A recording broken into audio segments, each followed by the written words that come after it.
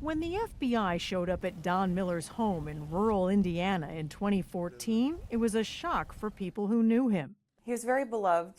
He was very charismatic. Former local reporter Liz Dykes interviewed the 91-year-old former engineer about his time in World War II, his missionary work in Haiti, and most of all, his huge collection of artifacts from around the world. The entire house is a museum. There are things everywhere. It was just mind-blowing. Miller even gave tours of his collection. So when the FBI came calling, she says, I wanted to know what they were looking for. There had to have been something.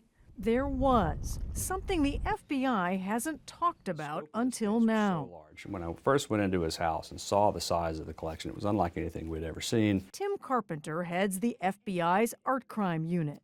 Unlike anything you'd ever seen. Not only me, but I don't think anyone even on the art crime team.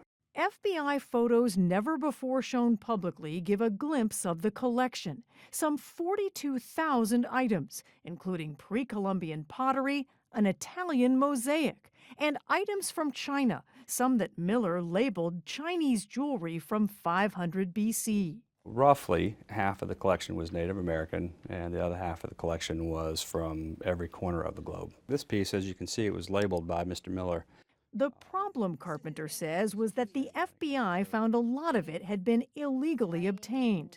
Miller admitted he'd gone on digging expeditions in foreign countries and around the United States for decades, in violation of antiquities laws. Did he understand that he had obtained some things illegally? He did. So he admitted that. He did. Miller eventually agreed to let the FBI seize some 5,000 artifacts so they could be returned to their countries of origin. But Carpenter says all the FBI's careful planning couldn't prepare them for another, more disturbing discovery. About 2,000 human bones. 2,000? To the best of our knowledge right now, those 2,000 bones represent about 500 human beings. Nearly all of those human remains, he says, were also dug up from ancient Native American burial sites similar to these. Okay, that sounds like a staggering number. It's very staggering. Why would anybody have that many human bones? I don't know. I truly don't know. Native American burial sites dating back thousands of years have been a source of fascination for archaeologists for decades. Meticulous care must be exercised. This old government film showed the excavation of an ancient Native American village in Alabama. Over time, many other sites have been looted by people seeking artifacts and even skeletons. This comes down to a basic human right.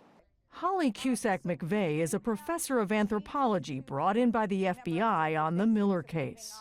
We have to think about the context of who has been the target of grave robbing for centuries, whose ancestors have been collected for hobby.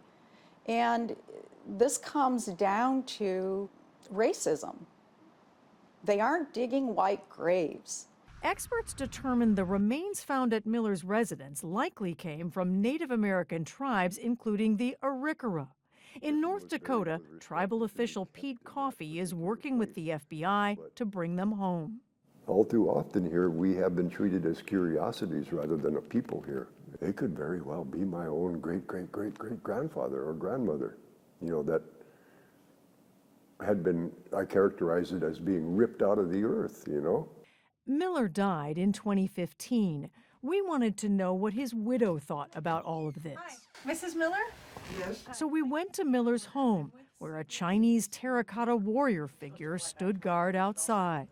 I can't comment on any situation at this time.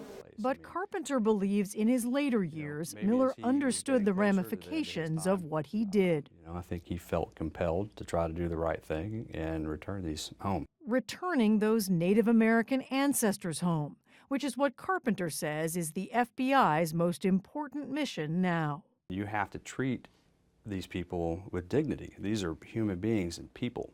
It matters. It has meaning to people today. It has meaning to our children and their children.